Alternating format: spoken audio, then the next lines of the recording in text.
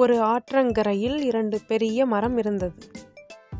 அந்த வழியாக வந்த ஒரு சிட்டுக்குருவி முதல் மரத்திடம் கேட்டது, மழைக்காலம் தொடங்க இருப்பதால் நானும் என் குஞ்சுகளும் வசிக்க கூடு கட்ட அனுமதிக்க முடியுமா என்று கேட்டது.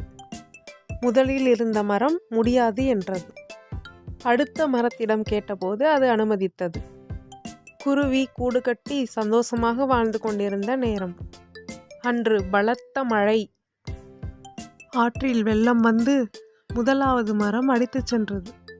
தண்ணீரில் இழுத்துச் செல்லும் பொழுது குருவி சிரித்து கொண்டே சொன்னது, எனக்கு வசிக்க கூடு கட்ட இடம் இல்லை என்று சொன்னதால் இப்போது தண்ணீரில் அடித்துச் செல்லப்படுகிறாய் என்றது.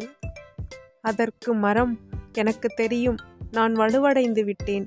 எப்படியும் இந்த மழைக்கு நான் தாங்க மாட்டேன். தண்ணீரில் அடித்துச் செல்லப்படுவேன். நீயும் உன் குழந்தைகளும் நல்ல வாழ்க்கையை வாழ வேண்டும் என்றுதான் உனக்கு நான் இடம் தரவில்லை என்று கூறியது. குழந்தைகளே, உங்களை யாராவது நிராகரித்தால் அவர்களை தவறாக நினைக்காதீர்கள்.